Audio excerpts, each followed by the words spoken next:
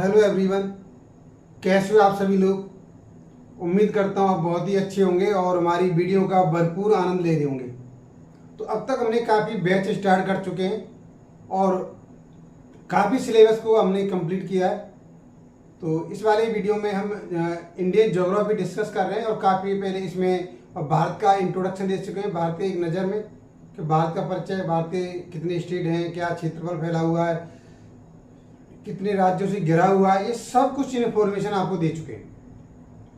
इसके अलावा हम हिमालय कैसे बना, हिमालय के कौन से पार्ट हैं, कहाँ पर ग्लेशियर ज़्यादा हैं, कहाँ पर माउंटेन ज़्यादा हैं, ये सब कुछ डिस्कस किया है हमने।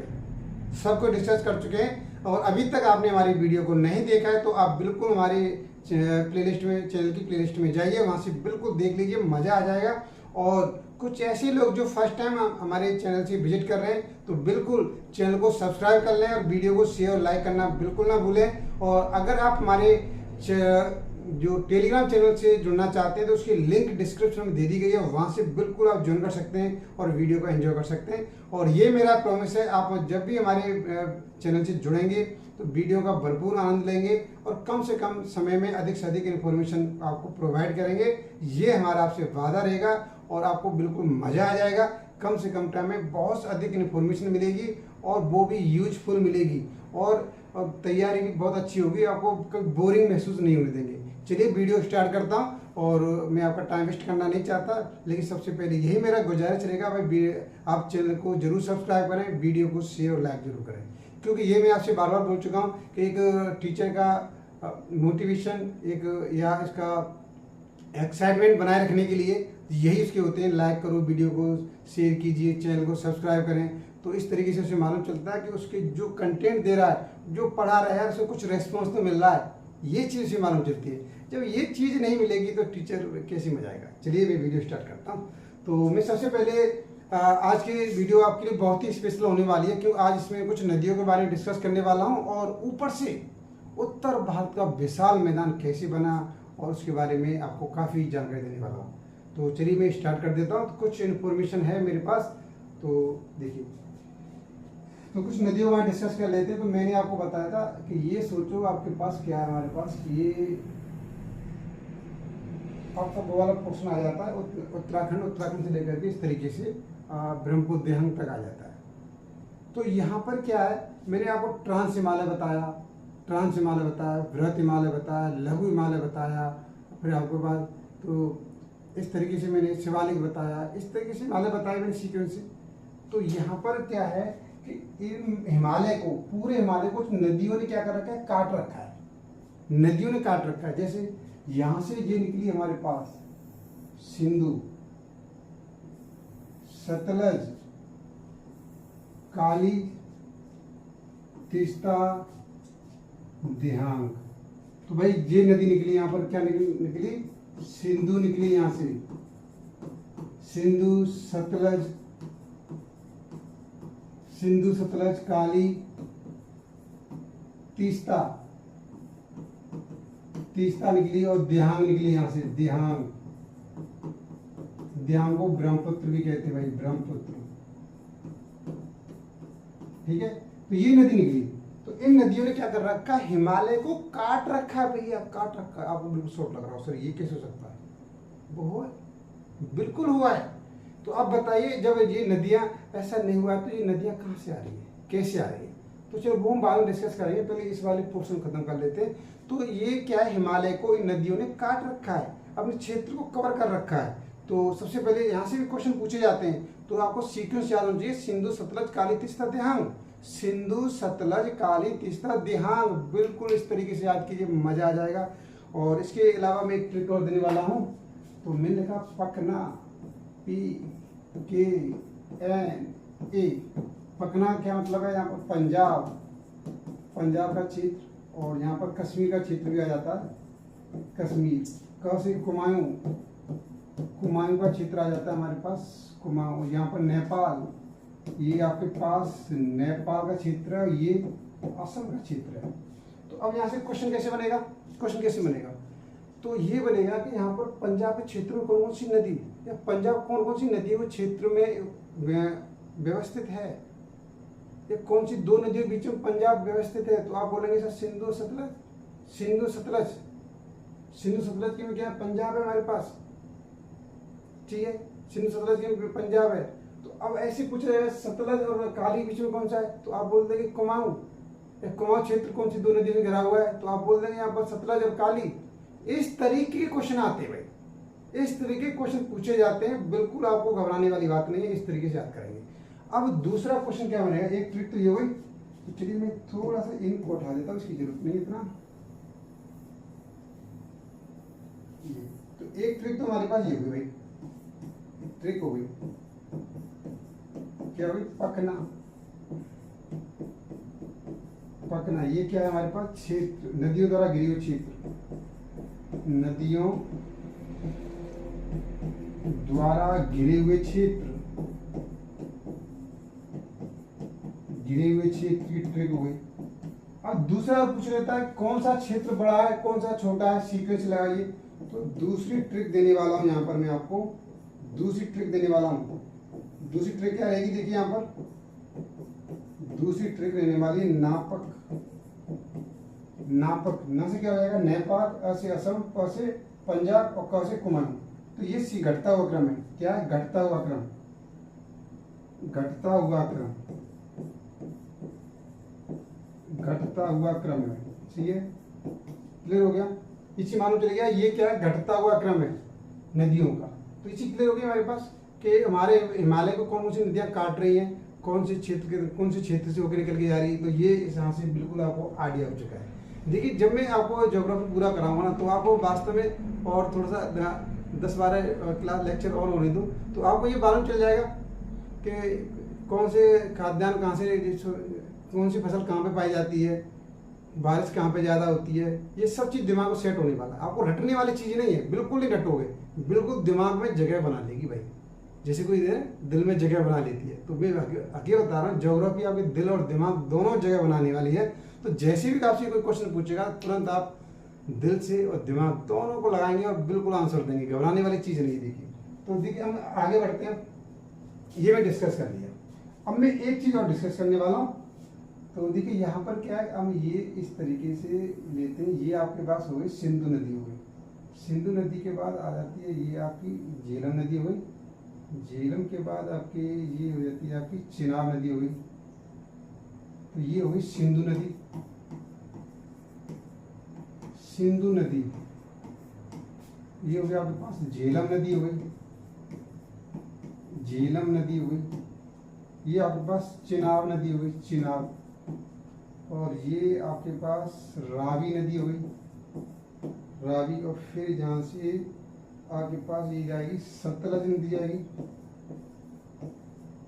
सतलज। और यहाँ से फिर आकर के एक नदी मिल जाएगी व्यास नदी।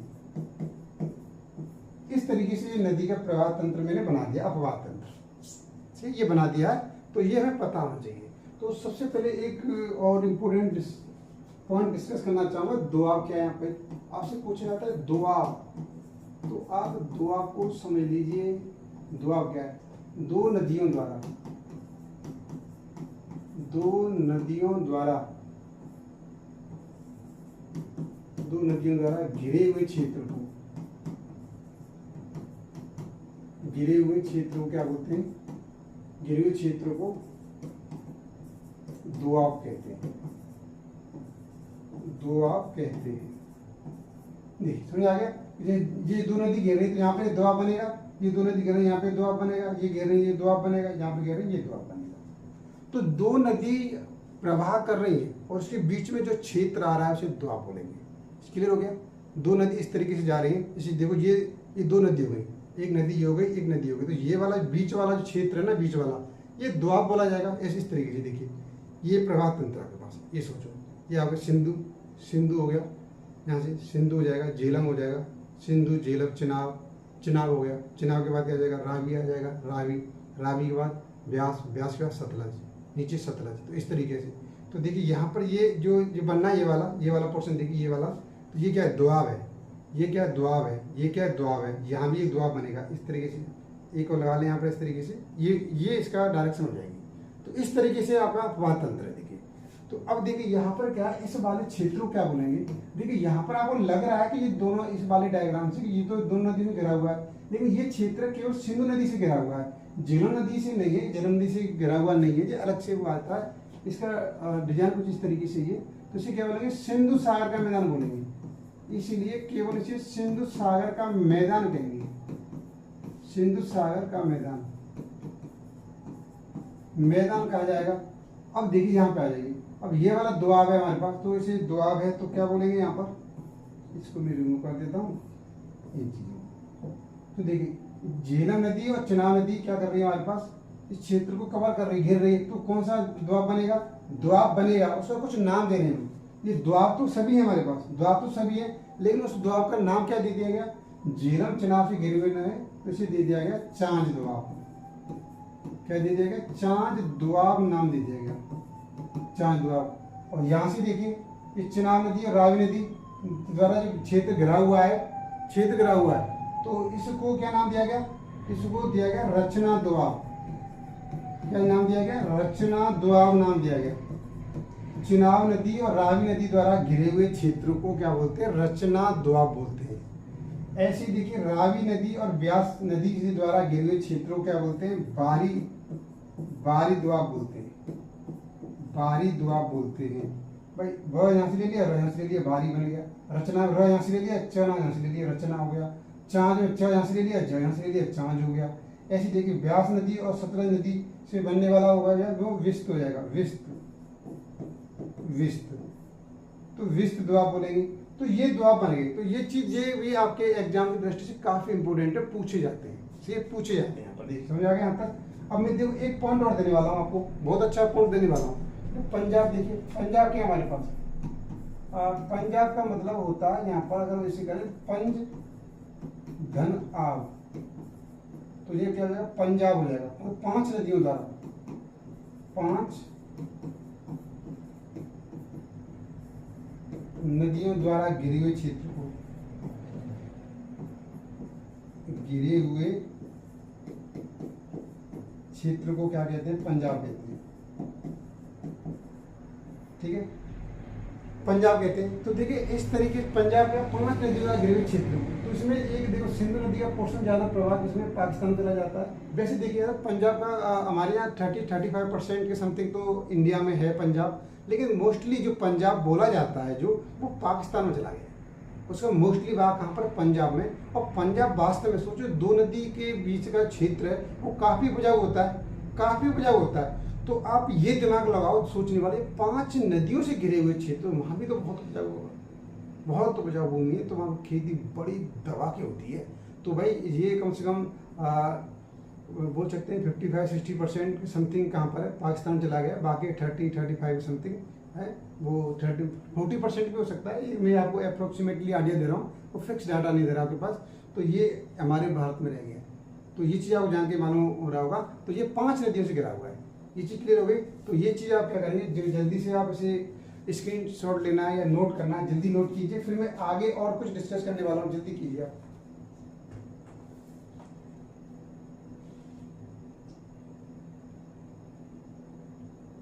चलिए मैं आगे डिस्कस करने वाला हूँ। अब देखिए यहाँ पर आगे क्या करने वाला हूँ, उत्तर भारत का विशाल मैदान, उत्तर भारत का विशाल मैदान, उत्तर भारत का विशाल मैदान डिस्कस करने वाला हूं। अब देखिए यहाँ पर सबसे पहले हम ये डिस्कस कर लेते हैं, वास्तव में यार उत्तर भारत का विशाल मैदान बना कैसे।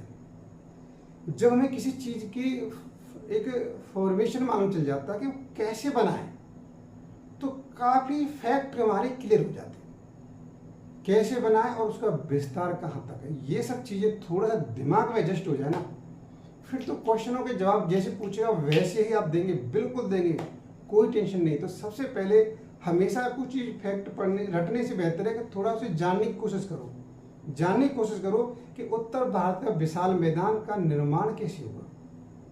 आप ये जान लेंगे तो बिल्कुल सारी चीजें शीशे की तरह साफ हो जाएंगी, बिल्कुल आर पार दिखाई देगा, कोई भी क्वेश्चन नहीं रहेगा। ये आपसे मैं आपसे वादा करता हूँ, एक भी क्वेश्चन नहीं रहने वाला है। देखिए और यहाँ पे देखिए, तो सबसे पहले मैंने एक आपको तरीका बताया था, तो देखिए यहाँ पर मैं शुरुआत मैंने इस तरीके से की थी, अगर आपको याद आ रहा हो तो ये इस तरीके से ले करके ये हो गया, ये मैंने 1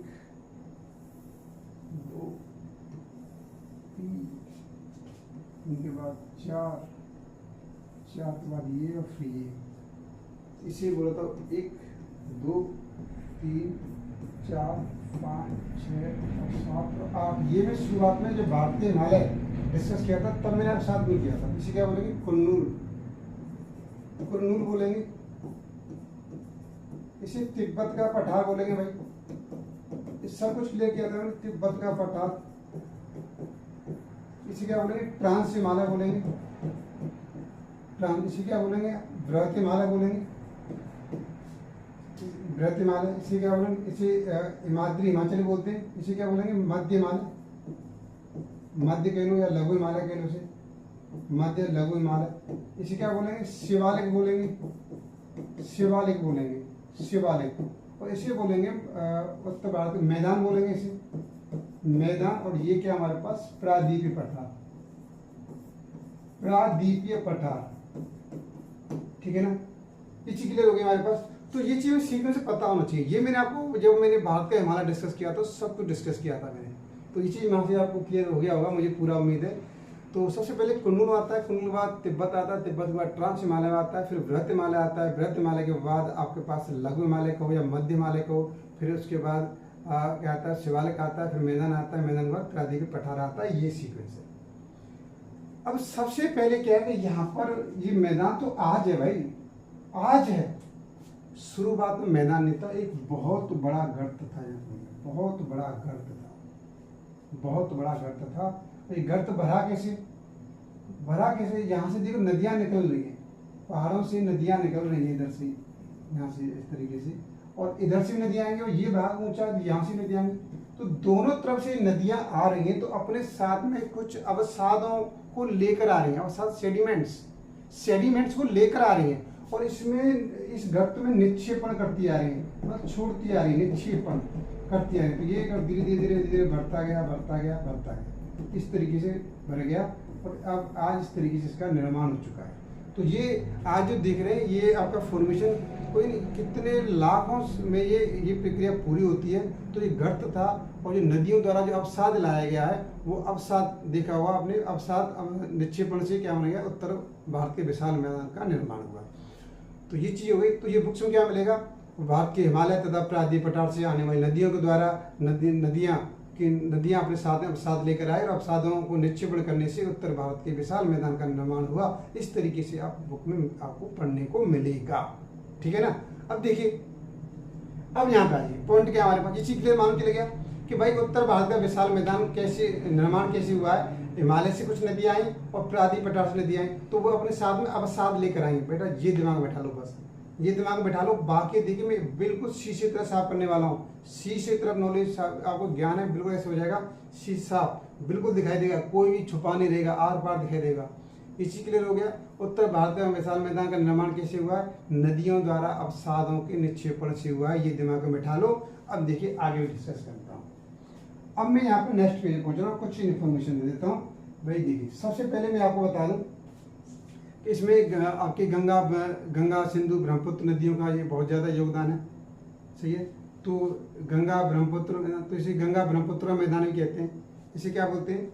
अगर आप चाहो तो इसे लिख सकते हैं गंगा ब्रह्मपुत्र मैदान भी कहा जाता है। क्या? गंगा ब्रह्मपुत्र का मैदान भी कहते हैं इसे, ठीक है।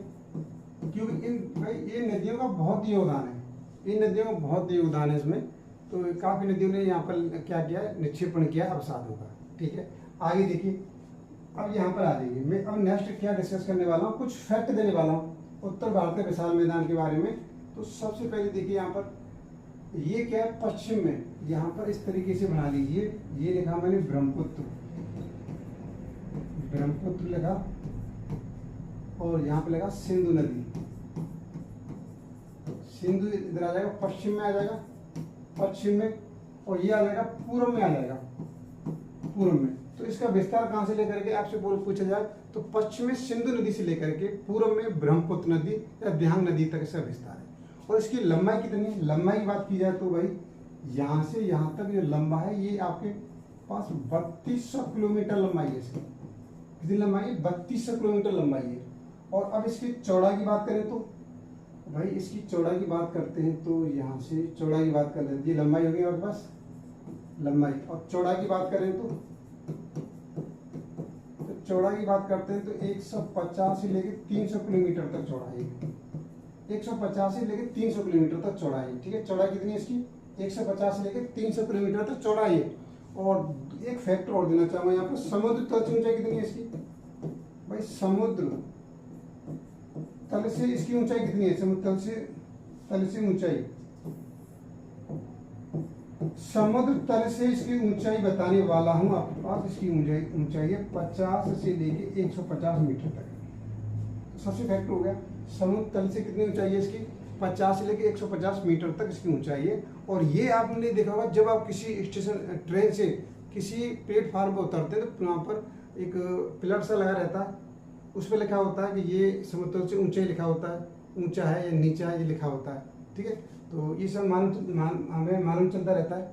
ठीक है ना, जिस चीज वहाँ से मालूम चल जाता है कि कौन सी जगह समुद्र तल से ऊंची है। हम समुद्र तल को क्या मानते हैं, समुद्र तल को एक वो मानते हैं, प्लेन मानते हैं समतल। ये क्या बिल्कुल प्लेन है, इससे जो चीज ऊपर होगी उसे ऊंचाई नाम देंगे, नीचे होगी उसे नीचे मानेंगे। तो समुद्र तल को एक मानक मान लिया गया, समुद्र तल का एक मानक है, वो हमारा एक मानक माना गया। समझ आ गया यहाँ तक। तो मैदान क्या है हमारे पास, मैदान कितने ऊंचे हैं समुद्र तल से, आपको याद होना चाहिए 50 से लेके 150 मीटर तक, 50 से लेके 150 मीटर तक ऊंचे उठे हुए हैं आगे उत्तर भारत के विशाल मैदान। क्लियर, तो ये चीज मालूम होना चाहिए। इसकी लंबाई कितनी है, 3200 किलोमीटर है। चौड़ाई कितनी है, 150 से लेकर के 300 किलोमीटर तक इसकी चौड़ाई है। तो ये आपके उत्तर भारतीय विशाल मैदान के बारे में इंफॉर्मेशन हो गई। अब देखिए, अब उत्तर भारतीय विशाल मैदान में और कुछ इंफॉर्मेशन है। क्या इंफॉर्मेशन, अब यहां से समझने वाली बात है। अब यहाँ से समझ लीजिए, बिल्कुल मजा आ जाएगा। अब देखिए बाकी हम बारी बारी डिस्कस करेंगे। तो ये सब चीजें अगर आप थोड़ा सा अगर हमने फास्ट कर दिया हो तो वीडियो को थोड़ा दोबारा देख लीजिए, मजा आ जाएगा। तो देखिए अब यहाँ पर बेटा एक चीज दिमाग लगाना, मैं यहाँ पर कुछ डिस्कस करने वाला हूँ, फिर मैं इसे दोबारा भी डिस्कस करूंगा। सपोज करो ये हमारे पास ये पहाड़ है, हमारे पास ये पहाड़ है यहाँ पर। तो ये मैं थोड़ा दोबारा बना देता हूँ। इस तरीके से ये पहाड़ थे हमारे पास, ये पहाड़ थे। अब देखो, अब यहाँ से नदी क्या आ रही है हमारे पास, इस तरीके से नदी आ रही है, ये नदी आ रही है, पानी आ रहा है यहाँ से। अब ऊपर से गिरा यहाँ से, तो अब क्या है, यहाँ से गिरेगा, यहाँ से गिरेगा, तो नदी यहाँ से गिरेगी। तो यहाँ से क्या आएगी, बड़े बड़े टीले पत्थर कंकड़ सब लेके आएगी यहाँ पर, इस तरीके से इकट्ठे कर लेगी। इस तरीके से क्या कर लेगी, इकट्ठे कर लेगी इस तरीके से। इसमें क्या होंगे आपको, बड़े पत्थर होंगे, यहाँ पर कंकड़ होंगे, यहाँ पर कंकड़, बीच में बजरी फंसी होगी, यहाँ पर बजरी भी फंसी होगी। सही है, बजरी रेत की मात्रा कम होगी यहाँ पर। तो इस क्षेत्र को क्या बोलते हैं, इस क्षेत्र को बोलते हैं बहावर। इस क्षेत्र को क्या बोलेंगे यहाँ पर, इस क्षेत्र को क्या बोलेंगे यहाँ पर, ये हो जाएगा हमारे पास बहावर क्षेत्र, बहावर क्षेत्र। ठीक है ना, समझ आ गया। जब नदी ऊपर से गिरेगी, आप एक चीज बताओ, ऊपर से नदी का यहाँ पर देखो, नदी का वेग कहाँ पर होता है, जहाँ पर ढाल अधिक होती है, जहाँ पर ढाल अधिक है, नदी को पूरा वेग मिल जाता है, जोश आ जाता है उसके अंदर। मतलब नदी इतनी यहाँ पर ढाल है उसके अंदर, तो इधर चली आती है, बड़े बड़े पत्थरों को तोड़ते हुए, पहाड़ों को तोड़ते हुए, पत्थरों को अपने साथ बहा के ले आती है और धड़ाम से ऊपर से नीचे गिरते हैं, यहाँ पे इकट्ठे हो जाते हैं। तो उस क्षेत्र को बोलते हैं बहावर क्षेत्र, बोलते हैं बहावर क्षेत्र। और इस बहावर क्षेत्र की एक और पहचान होती है, यहाँ पर नदी क्या हो जाती है, अदृश्य हो जाती है। नदी क्या हो जाती है, यहाँ पर अदृश्य हो जाती है, नदी अदृश्य हो जाती है। ठीक है ना, नदी अदृश्य हो गई। अब फिर आगे यहाँ से पानी क्या है, फिर आगे यहाँ पे जाएगा इस तरीके से, यहाँ पर कुछ रेत मिलेगा, यहाँ पर रेत, यहाँ कंकड़ मिलेंगे, यहाँ पे क्या मिलेगा, रेत मिलेगा, कंकड़ मिलेंगे, यहाँ पर कंकड़ भी आ जाते हैं, पत्थर नहीं मिलेंगे यहाँ पर। तो ये वाला क्षेत्र हो गया यहाँ पर। तो इस क्षेत्र को नाम क्या दिया गया, इस क्षेत्र को नाम दिया गया, इस वाले क्षेत्र को तराई क्षेत्र, तराई क्षेत्र दिया गया। ठीक है, तराई क्षेत्र दिया गया। तो ये तो देखो, ये तो यहाँ पर कृषि कृषि नहीं हो सकती यहाँ पर, इस क्षेत्र में कृषि नहीं हो सकती है। तो इस तराई क्षेत्र हो गया। अब यहाँ पर क्या होता है, नदी, जो नदी जा रही थी दृश्यमान होती है। यहाँ पर नदी क्या होती है, दृश्यमान, नदी दृश्यमान होती है, दृश्यमान। क्वेश्चन पूछा जाता है आपसे, क्वेश्चन कैसे पूछा जाएगा, जब पहाड़ों से नदी गिरती है तो नदी दृश्यमान कहाँ होती है, तराई क्षेत्रों में। कहाँ पे होती है, तराई क्षेत्रों में। और क्षेत्र कहाँ से कहाँ पे होता है, ये बिल्कुल डिस्कस करने वाला हूँ। कहाँ से कहाँ तक फैला हुआ बिल्कुल डिस्कस करने वाला हूँ। तो चीज़ समझ में आ गई यहाँ पर। तो कहाँ पर दृश्यमान होती है, तराई क्षेत्रों में होती है। तो ये कैसी भूमि होती है, दलदली भूमि होती है, दलदली। ये कैसी भूमि होती है, दलदली भूमि होती है, दलदली भूमि होती है। तो यहाँ पर क्या कर सकते हैं, ये इसमें थोड़ी बहुत कृषि हो जाती है। क्या हो जाता है यहाँ पर आप क्या कर सकते हैं, चावल कर सकते हैं, यहाँ पर चावल कर सकते हैं, गेहूँ कर सकते हैं यहाँ पर, और गन्ना कर सकते हैं, और भी कुछ ऐसी फसल इत्यादि हो जाती है। ये भी ज़्यादा उपयोगी भूमि नहीं है। इसमें क्या होते हैं, बड़े बड़े इसमें काफ़ी मच्छर पाए जाते हैं, कीड़े मकोड़ी पाए जाते हैं। इसमें यहाँ की जो पेड़ वनस्पति पाई जाती है वो सॉफ्ट होती है। तो ये सब चीज़ें हमें वनस्पति में डिस्कस करेंगे। और ये मैं आपको बता दूँ, यहाँ पर जब पाकिस्तान और जब भारत से पाकिस्तान का विभाजन किया गया, तो वहाँ से जो शरणार्थी आए, जो पाकिस्तान से भारत में आए, तो भारत सरकार के पास इतना पैसा नहीं था। और उस समय भारत की स्थिति ऐसी बनी हुई थी बड़ी विकट, उनके लिए कहीं पर जगह देने के लिए नहीं था उनके पास। एक मकान बना करके उन्हें दे दिए कि लो भाई आप वहाँ से आएँ, आप इसमें रह लीजिए। तो उस समय भारत सरकार ने उन शरणार्थियों को जो जगह दी थी, वो यही क्षेत्र दे दिया गया था। यहाँ पर यही क्षेत्र दे दिया गया, तराई क्षेत्र। अब उनके पास जमीन नहीं है, रहने को घर नहीं है, खाने को खेत में कुछ है नहीं, तो उन्होंने इतनी मेहनत की यहाँ पर ही फसल पैदा कर दी, यहाँ पर ही फसल पैदा कर दी। तो देखिए, मानव के सामने मानव बहुत बड़ी अपने आप में एक बहुत बड़ा संसाधन है, बहुत बड़ा संसाधन है। अनुपयुक्त चीज़ों को भी उपयुक्त बना सकता है, जो चीज़ बेकार है उसे भी सही कर सकता है। तो मानव बहुत बड़ी उपयोगी साधन है। ये सब चीज़ें हम आगे डिस्कस करेंगे। देखिए, तो ये हो गया हमारे पास। तो बावल के बाद तराई क्षेत्र के बाद अगर हम आगे बढ़ते हैं, देखिए, तो अगर आगे बढ़ते हैं, इसे इस तरीके से कर लेते हैं। यहाँ पर देखिए, अब ये क्षेत्र गया हमारे पास। चलो इस क्षेत्र को थोड़ा आगे बढ़ा लो। ये क्षेत्र मान लिया हमने, ये क्षेत्र क्या है हमारे पास, ये यहाँ पर जा रहा है, जल प्रवाह हो रहा है, ठीक है, जल प्रवाह हो रहा है। ये हमारा यहाँ तक क्या था, तराई क्षेत्र मान लिया। अब यहाँ से आएगा बाहर, यहाँ से बोलेगा बांगर क्षेत्र। क्या बोलेंगे, बांगर, नहीं सॉरी, ये वाला क्षेत्र आएगा। यहाँ से इस वाले क्षेत्र को क्या बोलेंगे, ये वाले क्षेत्र का बांगर। इसको क्या बोलेंगे, बांगर बोलेंगे। ये वाला क्या है हमारे पास, बांगर, इसे बोलेंगे बांगर, बोलेंगे बांगर। और इसे बोलेंगे खादर, खादर बोलेंगे। और दोनों में अंतर क्या है, दोनों में अंतर क्या है, देखिए, इसे बोलते हैं पुरानी जलोढ़ भी बोलते हैं, पुरानी जलोढ़, पुरानी जलोढ़ बोलते हैं। ये भी इसे पुरानी जलोढ़, पुरानी जलोढ़ भी बोलते हैं। इसे बोलते हैं नवीन जलोढ़ भी बोलते हैं, नवीन जलोढ़। अब देखिए, समझिए बांगर क्या है हमारे पास और खादर क्या है। कि जब पानी आ रहा था हमारे पास, पानी बह के आ रहा था, तो यहाँ पानी पहले यहाँ से होके जाता था, यहाँ से होके जाता था पानी।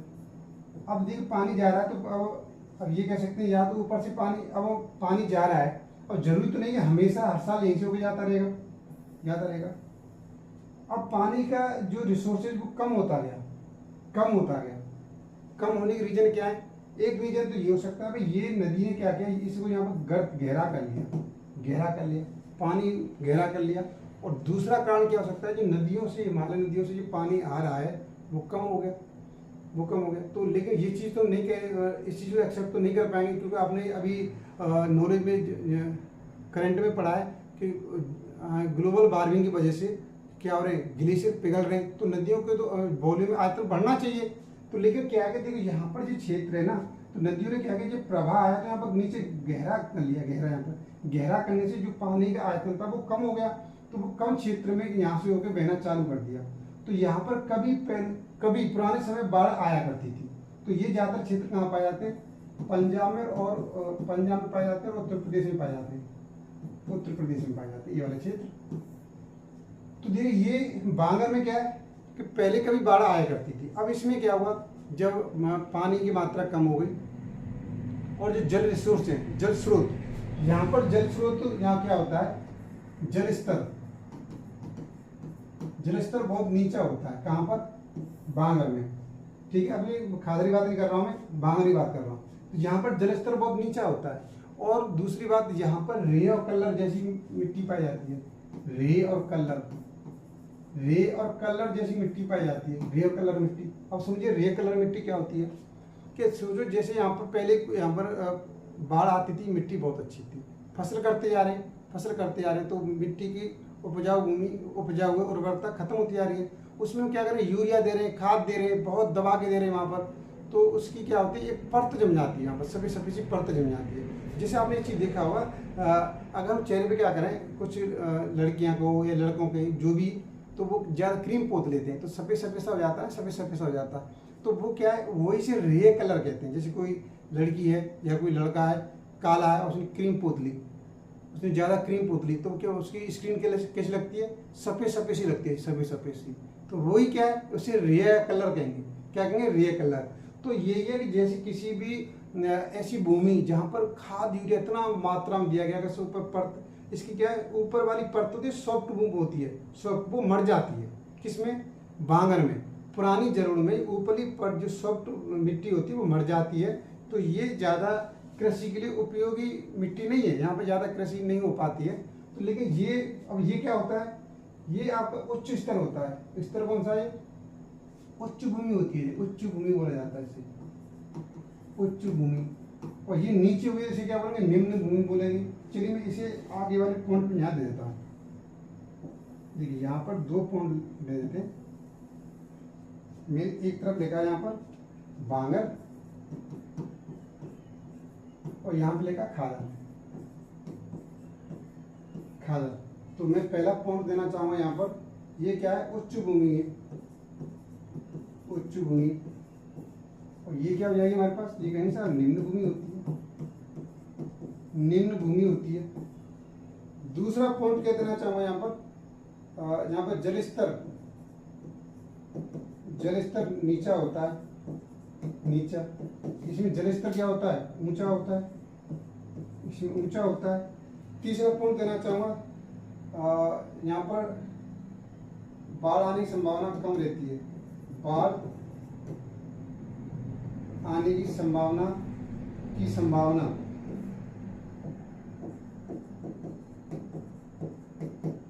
बहुत ही कम होती है,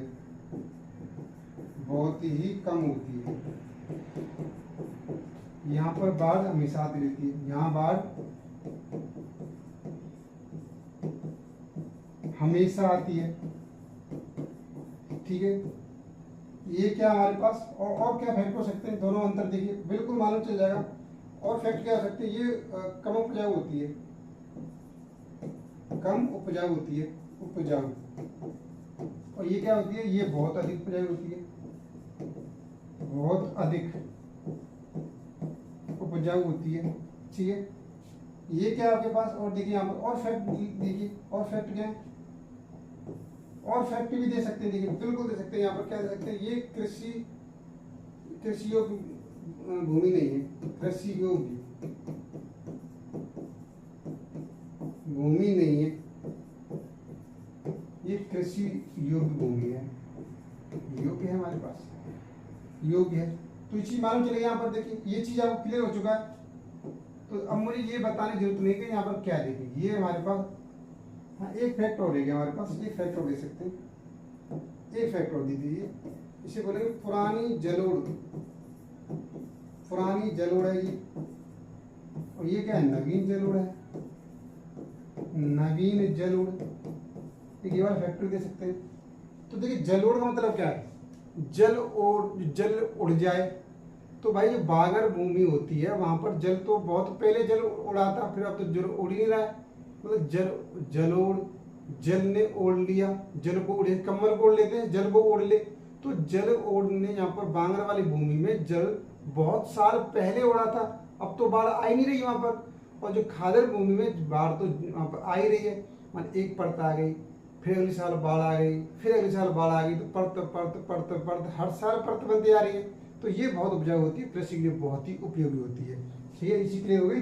अब यहाँ पर थोड़ा सा एक और डिस्कस करना चाहूँगा। ये इस नीचे ले लेता हूँ। आपने नोट कर लिया होगा ये वाला, देखिए ये नोट कर लिया होगा। अब देखो ये यहाँ से अब आगे जाएगी ये वाली नदी, और आगे जाकर के यहाँ पर या तो डेल्टा बनाएगी या एस्चुरी बनाएगी। डेल्टा एस्चुरी बनाएगी, ये चीज़ हम आगे डिस्कस करेंगे। ठीक है, डेल्टा एस्चुरी बनाएगी। तो इसी समझ में आ गया। अब मैं एक फैक्ट और देने वाला हूँ। अब देखिए, सबसे पहले बहावर की बात करें तो जो बहावर क्षेत्र है हमारे पास, बहावर, ये इसका विस्तार कहाँ तक है? इसका विस्तार है सिंधु नदी से लेकर सिंधु नदी से तीस्ता तक है। कहाँ तक? तीस्ता तक विस्तार है इसका, तीस्ता तक। और हम बात करते हैं तराई क्षेत्र की। तराई क्षेत्र या तराई क्षेत्र लिखे हैं यहाँ पर। तो तराई क्षेत्र आपका क्या होता है? ये दलदली भाग होता है। क्या होता है? दलदली भाग। दलदली भाग यहाँ कह सकते हैं, यहाँ पर अधिक वर्षा होती है, अधिक वर्षा होती है, अधिक वर्षा होती है, ये कह सकते हैं यहाँ पर। ये अधिक पानी होता है। तो ये क्या है कि ये पश्चिम, यहाँ पर देखिए, ये पश्चिम की अपेक्षा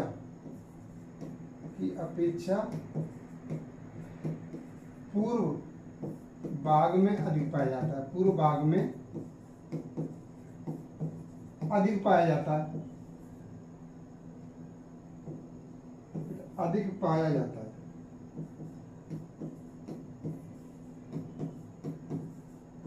अधिक पाया जाता है। देख समझ आ गया यहाँ तक। तो ये जो तराई क्षेत्र है ना, ये आपको पूर्व भाग में ज्यादा मिलेगा, और जो भावर क्षेत्र है वो क्या मिलेगा? वो पश्चिम भाग में ज्यादा मिलेगा, पूर्व भाग में कम मिलेगा। ठीक है ना, इसी के लिए लोग यहाँ पर। तो अब देखिए और थोड़ी सी डायरेक्शन लेना चाहते हैं, तो इसका एक काम और कर लीजिए। चलिए देखिए, एक काम और क्या कर लेते हैं, अगर से बनाया जाए तो कैसे बनाया जाए? देखिए कि ये हमारे पास हो गया क्षेत्र। अब यहाँ से नदी निकलेंगी इस तरीके से, यहाँ पे थे तो ये नदी निकली, ये नदी निकली, ऐसी नदी निकली। तो अभी बताया था सिंधु सतलज काली तीस्ता, ऐसे कर सकते हैं आप, सिंधु सतलज काली तीस्ता ध्यान। तो ये नदी निकली, देखिए तो नदी निकली। तो यहाँ पर क्या होगा? पहला क्षेत्र क्या बन जाएगा? यहाँ पर इस तरीके से ये क्षेत्र क्या बन गया हमारे पास? आप बोलोगे सर ये तो बहावर हो गया, ये तो बहावर हो गया। आप बोलेंगे सर ये तो बहावर बनेगा बना, बताइए। यहाँ पर क्या है? बड़े बड़े पत्थर पाए जाएंगे, कंकड़ पाए जाएंगे, रेत की मात्रा कम मिलेगी यहाँ पर। ठीक है ना, कहीं बड़े बड़े पत्थर कंकड़ ज्यादा पाए जाएंगे यहाँ पर, इस तरीके से। तो ये हो गया हमारे पास, तो ये बहावर बन गया। इसके बाद क्या जाएगा? छोटे छोटे कर सकते हैं। ये आपके पास तराई क्षेत्र बन गया, तराई क्षेत्र बन गया। यहाँ से पानी अभी आ रहा है, जल इस तरीके से आ रहा है, ये आ रहा है। ये हमारे पास क्या है? तराई क्षेत्र। ये दिखा सकते हैं इस तरीके से, दिखा दीजिए यहाँ पर। तो ये हो गया हमारे पास तराई क्षेत्र, है ना, ये तराई क्षेत्र बन गया, ये तराई क्षेत्र हो जाएगा। ये तराई क्षेत्र के बाद क्या जाएगा हमारे पास? तराई क्षेत्र के बाद यहाँ से आप इस तरीके से ले सकते हैं, यहाँ से आप इस तरीके से ले सकते हैं। अब चाहे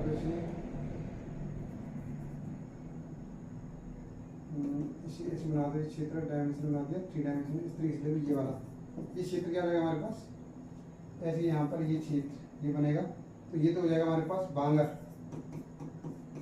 बांगर, और ये हो जाएगा खादर, ये खादर हो जाएगा हमारे पास।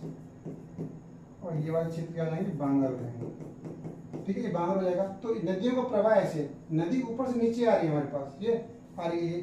तो ये हमारे पास इस तरीके से लेके यहाँ भी क्या हो जाएगा हमारे पास? ये हो गया। तो ये इस तरीके से आ जाएगा। ठीक है, तो इस तरीके से आप क्या करेंगे? स्टडी करेंगे। तो देखिए यहाँ पर कितना मजा आया, हमें सब कुछ मालूम चल गया कि उत्तर भारत का विशाल मैदान कैसे बना है, कौन कौन सी नदी जा रही है, पहले कौन से क्षेत्र मिलेंगे, उससे हम नीचे उतरेंगे। पहले क्या है? हिमालय, हिमालय से नीचे उतरेंगे, नीचे आएंगे उत्तर से, बिल्कुल उत्तर से क्या जाएंगे? दक्षिणी तरफ जाएंगे तो हिमालय, फिर आप भावर क्षेत्र मिलेगा, भावर क्षेत्र से नीचे आएगा तो तराई क्षेत्र, तराई क्षेत्र से नीचे आएंगे तो फिर क्या मिलेगा आपको? तराई क्षेत्र में वहाँ पर बांगर मिलेगा, जो ऊंचा होगा, नीचे होगा वो क्या मिलेगा? खादर भूमि मिलेगी। ठीक है ना, तो इस तरीके से जो उत्तर भारत का विशाल मैदान है बिल्कुल बटा हुआ है। तो उसके बारे में थोड़ा सा और आगे डिस्कस करेंगे कि कहाँ पर क्या चीज़ है, बिल्कुल डीपली डिस्कस करेंगे। और एग्जाम में एक भी क्वेश्चन रहने वाला नहीं है और आपको ये बोरिंग नहीं होना है। और सबसे बड़ी बात मैं आपको दिमाग से निकाल दूं कि भाई बहुत सी क्वेश्चन ये करते हैं कि सर आप ज़्यादा डीपली पढ़ाते हैं। तो एग्ज़ाम अगर आपको जॉब चाहिए तो पढ़ना तो पड़ेगा। आप ये सोचें 2-4 मेरे पॉइंट बताइए और मेरे टॉपिक खत्म कर दिए, आपको बहुत अच्छा लगेगा, सर बहुत बढ़िया पढ़ाते हैं, 2-4 पॉइंट बताते हैं बस। तो जो चीज़ हमें वैसे फील कर रहे हैं या दिमाग दिखने में अच्छी लगती है, जरूर नहीं है जो आपको दिखने में चीज़ अच्छी लग रही है वो अच्छी हो। तो ये दिमाग से निकाल दो। आपको किसी एग्जाम की तैयारी कर रहे हैं तो बिल्कुल आपको क्या करना पड़ेगा, बिल्कुल थोड़ा सा हमारे साथ जुड़ना पड़ेगा। जैसे हम आपको उस लेवल से लेके जा रहे हैं उस लेवल से तैयारी करो, बिल्कुल मज़ा आ जाएगा। चलिए मैं आज की वीडियो में इतना ही डिस्कस कर रहा हूँ, आगे और डिस्कस करूँगा इसी बिल्कुल। तो चलिए आज की वीडियो में इतना ही।